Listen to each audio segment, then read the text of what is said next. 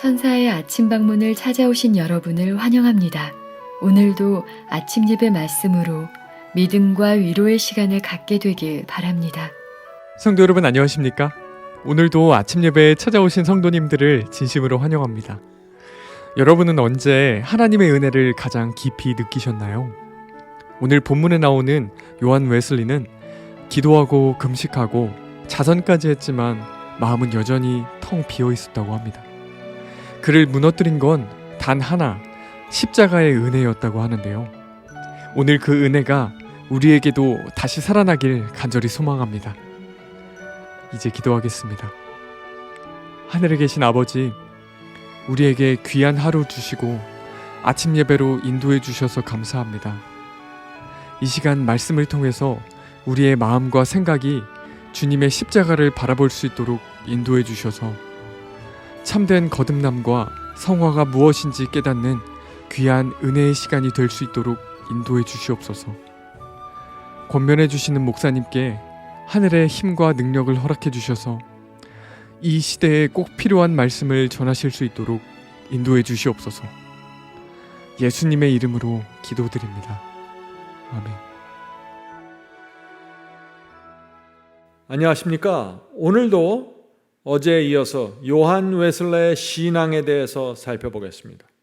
성도 여러분, 오늘 이 시간 요한 웨슬러가 만난 주님을 우리도 만나게 되기를 바랍니다. 요한 웨슬러를 참된 의의 경험과 회개로 인도해 주신 성령께서 우리를 인도해 주시길 간절히 바랍니다. 질문 드립니다. 요한 웨슬러의 이 경험은 어떻게 이루어졌습니까? 1738년 5월 24일 갑자기 성령이 임하면서 이 회개 경험을 한 것일까요? 하는 질문이죠. 어떻습니까? 아닙니다. 여러 해 동안 하나님께서 웨슬리를 인도해 오신 것입니다. Great Controversy 256페이지에 웨슬리에 대한 이 말씀이 있습니다. 괴롭고 쓸쓸한 고투의 긴 세월, 엄격한 극기와 자책과 겸비의 긴 세월을 통하여 웨슬러도 긴 세월을 통과했습니다. 주님을 충성스럽게 신실하게 믿으면서 한 길을 걸어간 것입니다. 긴 세월을 통하여 웨슬러는 하나님을 찾으려는 한 가지 목적에 굳게 사로잡혀 있었다. 이제 그는 하나님을 찾았다. 성도 여러분, 웨슬러도 여러 해 동안 고민의 세월을 보냈습니다. 여러 해 동안 주님을 만나겠다는 한 가지 목적에 사로잡혀 살아갔던 것입니다. 우리도 그렇게 하나님을 만나게 되는 것입니다. 타락한 본성을 가진 모든 인간들은 이 경험을 통과하지 않고서는 하나님을 만나지 못합니다. 하나님이 숨으시는 것이 아니라 우리가 우리 생각에 사로잡혀서 우리 고집에 사로잡혀서 보질 못하는 것입니다. 그는 기도와 음식과 자선사업과 자기 희생으로 은혜를 얻으려고 애썼지만 은혜는 하나님께서 값없이 주시는 선물임을 깨달았다. 이 단순한 진리를 깨닫는데 시간이 걸린다는 것입니다. 일단 그의 신앙이 그리스도의 믿음 안에 굳게 서자 그의 온 마음은 하나님의 은혜의 복음에 대한 진리를 전하고자 하는 욕망으로 불타올랐다. 성도 여러분, 이 회개는 단 한 번의 경험으로 이루어지는 것이 아닙니다. 회개는 점진적으로 깊이 들어가는 경험입니다. 진리의 빛이 밝아지면서 고민이 깊어지면서 자신의 연약함을 깊게 알게 되면서 회개도 깊어지게 되는 것입니다. 세상 죄를 지고 가는 어린 양께 그래서 결국 모든 것을 바치게 되는 것입니다. 이것이 은혜의 복음으로 가는 길입니다. 성도 여러분, 여러분의 마음속에 고민이 있고 좌절이 있습니까? 용기를 잃지 마십시오. 과정을 통과합니다. 반드시 주님께서 우리에게 넘침의 풍요로움을 허락하십니다. 성도 여러분, 우리에게 그래서 이 세 가지가 필요합니다. 요한 웨슬러가 가져왔던 이 세 가지 말이죠. 첫째, 회개하고 고백한 죄가 십자가의 피로 용서되었다는 확실한 믿음이 있어야 됩니다. 죄를 고백하고 회개했으면 용서되었다는 믿음을 가지셔야 되는 것입니다.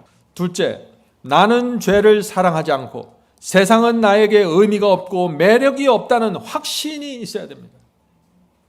여러분 마음속에 세상을 사랑하십니까? 세상이 여러분에게 어떤 의미입니까? 이 문제에 대한 정확한 확신이 있어야 된다는 것이죠. 셋째, 나는 주님 뜻을 따라 끝까지 좁은 길을 가겠다는 뜻을 정해야 합니다. 이 길을 걷다가 고민이 있고 좌절이 있고 무엇이 생기든지 간에 주께서 정하신 이 좁은 길, 의의 길, 진리의 길을 나는 끝까지 가겠습니다. 이것이 있어야 되는 것입니다. 이 세 가지가 있는 성도들은 성령께서 반드시 넘침과 풍요로움으로 인도하신다는 것입니다. 성도 여러분, 이것을 믿으시길 바랍니다. 요한 웨슬러의 계심을 소개하는 책이 있는데 그 책에는 이런 글이 있습니다. 이 말씀 잘 들어보세요. 요한 웨슬러는 구원받기 위해서는 오직 그리스도만을 신뢰해야 한다는 진리에 눈이 떠졌다. 눈이 떠져야 되는 것입니다. 그리스도께서 나의 죄를 사하셨으며 죄와 사망에서 나를 구원하셨다는 확신이 그의 마음을 가득 채웠다. 이 확신이 있었기 때문에 감사와 충성으로 가게 되는 것이죠. 하나님을 향한 감사와 충성이 그의 영혼을 사로잡았다. 그는 구원에 대한 확신은 자신의 행위를 보면서 얻는 확신이 아니라 은혜로 주어진다는 진리를 깨닫게 되었다. 많은 사람들이 자신의 행위와 자신의 열매를 자기가 들여다보면서 그 속에서 어떤 확신을 자꾸 얻으려고 하는데 이 확신은 하나님께서 은혜로 내 마음속에서 주신다는 것입니다. 끊임없이 흘러들어오는 하나님의 사랑과 자비를 볼 때 웨슬러는 구원의 확신을 얻게 되었다. 그는 하나님께 등 돌릴 수 없는 사람이 되었고 하나님께서는 성령의 놀라운 역사로 회심한 웨슬리를 사용하시기 시작했다. 그의 회심의 경험은 18세기 영국 부흥운동의 특징이 되었다. 웨슬리는 지칠 줄 모르는 끈기와 집념, 불굴의 정신, 타오르는 열정으로 영국 곳곳을 돌아다니면서 전도하고 설교했다. 성도 여러분, 웨슬러의 경험이 어디서 시작해서 어디로 흘러서 어떻게 전진하는지 잘 보아야 합니다. 이것이 진실한 그리스도인들이 통과하는 경험의 길입니다. 자, 질문을 드리죠.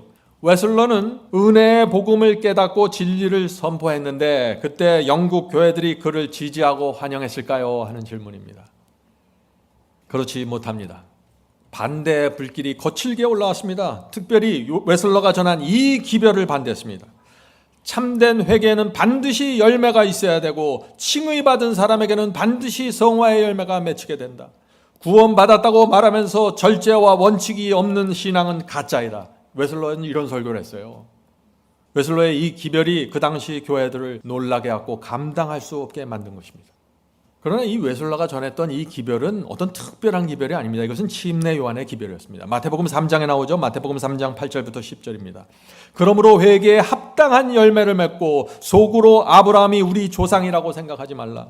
좋은 열매 맺지 아니하는 나마다 찍혀 불에 던지우리라. 얼마나 분명합니까? 웨슬러가 전한 기별은 침례 요한의 기별이었고 예수님의 말씀이었습니다. 마태복음 7장 19절이죠. 마태복음 7장 19절. 아름다운 열매를 맺지 아니하는 나무마다 찍혀 불에 던지느니라. 성경의 진리는 분명합니다. 요한 웨슬러는 그것을 전한 것입니다.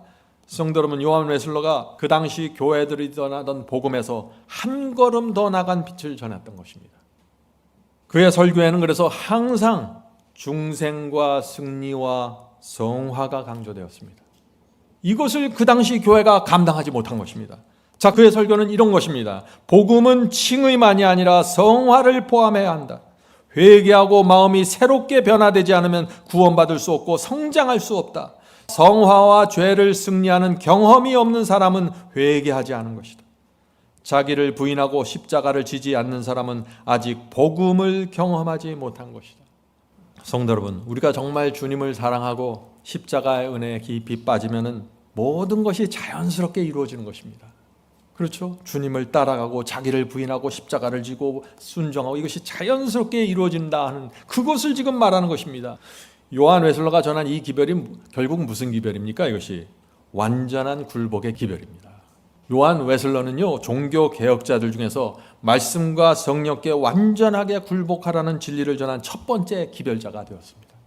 그의 기별이 교회까지 연결된 것입니다. 자, 고린도전서 9장 27절입니다. 내가 내 몸을 쳐서 복종하게 하면, 자, 굴복을 말하는 것이죠. 내가 내 몸을 쳐서 복종하게 하면 내가 남에게 전파한 후에 자신이 도리어 버림을 받을까 두려워함이로다. 히브리서 12장 14절입니다. 거룩함을 쫓으라. 이것이 없이는 아무도 주를 보지 못하리라. 누가 감히 이 하나님의 말씀에 대적할 수 있을까요? 하나님께서는 겸손한 자, 심령이 가난한 자를 거룩함으로 인도하신다는 것입니다. 빌립보 2장 5절입니다. 너희 안에 이 마음을 버무라 곧 그리스도 예수의 마음이니. 성도 여러분, 진리는 단순합니다. 타락한 본성을 가진 죄인들이 성령의 은혜를 통해서 예수의 마음을 받는 것입니다. 그것이 성경의 복음입니다. 예수의 마음을 품으면 순종이 기쁨이 될까요? 당연하죠. 예수의 마음을 품으면 죄를 미워하게 될까요? 당연하죠. 성도 여러분, 예수님의 마음을 품는 것, 그것이 무엇입니까? 그것이 완전한 굴복입니다. 거기서 완전한 굴복이 나오는 것입니다. 예수님의 마음이 내게 들어올 때. 이 요한 웨슬러는 하나님께 완전하게 굴복하라는 복음을 힘있게 전파했습니다. 그런데 그의 이 기별이 가장 뜨거운 반대에 부딪힌 요점이 되게 된 것입니다. 그 당시 진센돌프 백작이 있었는데 그는 요한 웨슬러가 전한 그리스도인의 완전의 기별을 극렬하게 반대했습니다. 그때 요한 웨슬러는 진센돌프 백작에게 이런 글을 보냈습니다. The Works of Wesley, 웨슬리의 행함 6권 1페이지에 있는 글입니다. 성경 말씀에서 이보다 더 미움을 받는 말씀은 없는 것 같습니다. 많은 사람들이 완전이라는 말을 감당하지 못하는 것 같습니다. 누구든지 하나님께 완전하게 굴복하라는 설교를 하고 완전한 굴복은 거듭난 그리스도인에게 당연한 경험이라고 가르치면 그 기별은 많은 사람들의 귀에 마치 멸망에 가증한 것처럼 들리고 또한 이방인이나 세리처럼 취급받게 됩니다. 진센돌프 백작께서는 내 설교를 듣고 이렇게 말했습니다. 이것은 큰 오류요. 내 마음으로 나는 이것을 증오합니다. 진센돌프 백작은 굉장히 요한 웨슬러의 설교를 싫어한 것이죠. 내 마음으로 이것을 증오합니다. 나는 우리가 죄를 이길 수 있다는 생각에 대하여 세상의 모든 불과 칼을 가지고 대항하여 싸워 나갈 것입니다. 요한 웨슬러는 계속해서 편지를 씁니다. 백작이시여, 왜 그렇게 분노하십니까? 죄로부터 건진받는 구원에 대하여 왜 이렇게 반대하십니까? 저는 백작에게 하나님의 이름으로 묻습니다. 왜 그렇게 죄를 좋아하십니까? 죄가 당신을 위하여 해준 것이 무엇입니까? 당신은 어떤 죄를 포기하고 싶지 않으십니까? 이 세상이나 장차 오는 세상에서 도대체 죄가 무슨 좋은 일을 해주며 무슨 좋은 일을 해줄 것이라고 생각하십니까? 당신은 왜 죄로부터 해방되기를 간절하게 소원하는 사람들을 그렇게 난폭하게 대하십니까? 성도 여러분 아십니까? 매 시대마다 진센돌프 백작들이 나타납니다. 매 시대마다요. 하나님께 완전하게 굴복하라는 기별이 전파될 때마다 그 기별을 증오하고 미워하는 진센돌프 백작들 말이죠. 바로 여기서 매 시대마다 큰 혼란과 투쟁이 생기는 것입니다. 이 복음을 놓고서 말이죠. Desire of Age 311페이지입니다.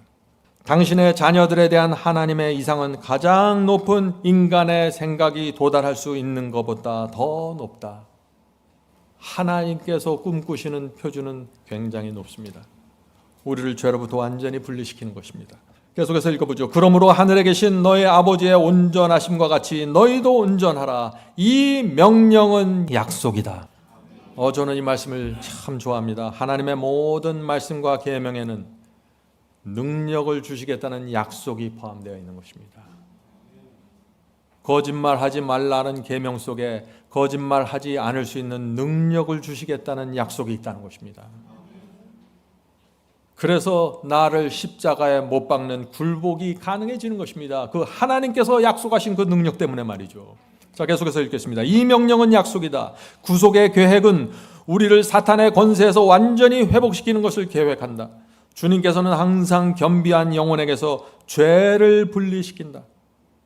주님의 사랑과 은혜에 이끌려서 죄로부터 떨어지는 것, 분리되는 것, 그것이 완전입니다. 그리스도께서는 마귀의 역사를 말하시기 위하여 오셨으며 모든 회개하는 영혼들에게 성령을 주셔서, 모든 회개하는 영혼에게 뭘 주신다고요? 성령을 주셔서 그로 죄를 범하지 않도록 보존할 만반의 대비책을 세우셨다. 성령이 우리의 대비책이라는 것입니다. 그리스도인의 품성의 이상은 그리스도와 같이 되는 것이다. 인자께서 당신의 생에서 완전하셨던 것처럼 그리스도를 따르는 자들도 그들의 생에서 완전해야 한다. 많은 분들이 이런 말씀을 대하면 참 당황하죠. 당황할 거 없습니다. 여러분 오해하지 마세요. 완전이라는 것은 완벽을 말하는 것이 아닙니다. 제가 여러 번 말씀드렸죠. 완전이 무엇입니까? 완전은 완전한 굴복입니다. 하나님께 굴복하는 것입니다. 내가 어떻게 완전해지지 고민할 필요 없습니다. 성령께서 그때그때 알려주십니다. 이것은 죄다. 이것을 버려라. 이 말씀에 순종해라. 이 교훈을 받아들여라. 저 사람을 용서해줘라. 성령께서 그때그때 호소하시는 때 그때 굴복하는 것이 완전입니다. 완전한 굴복입니다. 이것이 성령께서 우리의 생애를 완전케 하시는 역사입니다. 이것은 순간순간마다 이루어지고 날마다 이루어지는 경험입니다. 거듭난 그리스도인이 이 경험을 원하지 않는다면 그것은 너무나 이상한 것이죠. 성도 여러분, 초대교회에서 400년 동안 이 성화와 승리의 복음이 유지되었습니다. 그런데 중세기에 들어오면서 무너진 것입니다. 천주교에 의해서 1000년 동안 하나님께 완전하게 굴복하라는 이 승리의 복음이 감추어진 것입니다. 그러다가 18세기에 들어오면서 하나님께서 요한 웨슬러를 일으키셔서 그에게 말할 수 없는 고민을 주셨고 그는 그 속에서 세상 죄를 지고 가는 어린 양을 본 것입니다. 복음의 빛을 회복시켰습니다. 그래서 저와 여러분이 그 빛을 받게 된 것입니다. 성도 여러분, 사실 요한 웨슬러가 전한 이 복음은요, 새 빛이 아닙니다. 가장 오래된 빛이죠. 구약 시대부터 있었던 빛이에요. 자, 창세기 6장 9절입니다.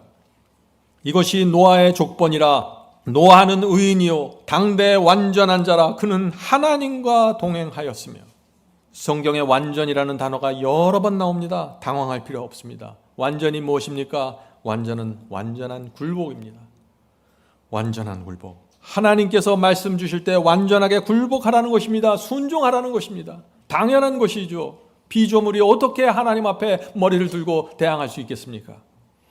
많은 사람들이 노아를 반대하고 놀렸습니다. 그런데 노아는 하나님의 말씀에 굴복했습니다. 그것을 성경은 완전이라고 표현하는 것입니다. 시편 101장 6절입니다. 내 눈이 이 땅에 충성된 자를 살펴. 하나님의 눈이 이 땅에서 충성된 자를 살피신다는 것입니다. 충성된 자를 살펴 나와 함께 살리니 완전한 길에 행하는 자가 나를 따르리로다. 자, 무슨 뜻입니까? 하나님께서 인도하실 때, 말씀을 주실 때 내 뜻을 버리고 하나님의 뜻에 굴복하라는 것입니다. 그것이 완전한 자입니다. 성도 여러분, 성경이 말하는 완전을 이해해야 합니다. 완전은 주님을 따르기 위해 나를 부인하고 십자가를 지는 것입니다. 우리는 주님께 반만 굴복할 수 없습니다. 우리는 두 주인을 섬길 수 없습니다. 한 주인을 섬기는 것입니다. 그것이 완전입니다. 말씀을 마치겠습니다. 성도 여러분, 우리 모두 이제부터 한 주인만 섬깁시다. 그렇게 하면 주께서 우리 마음에 평안을 주시고 완전한 굴복의 경험으로 인도해 주십니다. 기도하겠습니다. 하늘에 계신 아버지, 오늘 우리가 들은 이 말씀이 우리 마음에 정리가 되고 확고한 진리로 세워줄 수 있도록 도와주시옵소서. 주여, 우리에게 필요한 것은 성경의 진리입니다. 진리에 대한 혼돈과 오해에서 벗어나 주님을 올바로 보고 따라갈 수 있도록 축복해 주시옵소서. 주께서 무엇을 원하시고 우리를 어디로 인도하기 원하시는지 저희가 알 수 있게 도와주시옵소서. 주여, 저희를 진리로만 인도해 주시옵소서. 진리가 우리를 자유케 하는 그 경험이 무엇인지 맛보길 원합니다. 주님 안에 온전히 거하길 소망합니다. 오늘도 주께서 우리의 길을 인도하시고 주님께 기쁨 드리는 삶으로 저희의 발길을 인도해 주시옵소서. 이 모든 말씀 예수 그리스도의 이름으로 간절히 기도드립니다. 아멘. 성도 여러분, 마지막 사명에서는 아침 예배 채널을 유튜브에서 별도로 운영하고 있습니다. 아침 예배 채널에서는 매일 새벽 4시에 예배 영상이 올려지고 있으며 특별히 아침 9시에 예배가 진행됩니다. 아침 9시 예배가 아침 예배 채널의 독특한 특징입니다. 원하시는 분들은 유튜브에서 아침 예배 채널을 별도로 구독 신청하여 주시면 저희와 함께 아침마다 예배 드릴 수 있습니다. 매일 아침마다 하나님의 말씀으로 저희 모두가 주 앞에 나와 예배 드리는 신앙으로 함께 나가게 되길 간절히 바랍니다. 감사합니다.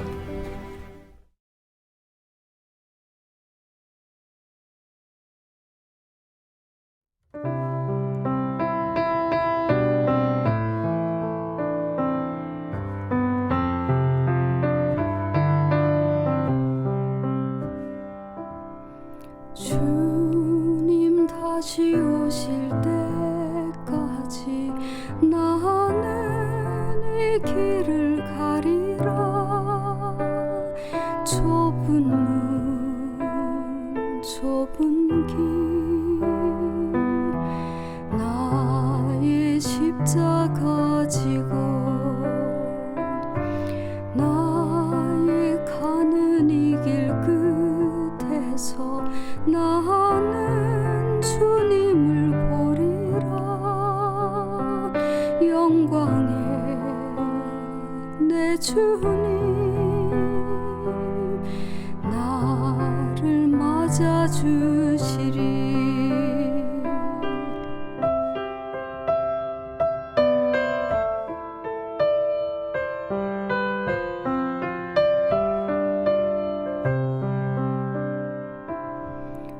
주님 다시 오실 때까지 나는 이 길을 가리라. 좁은 문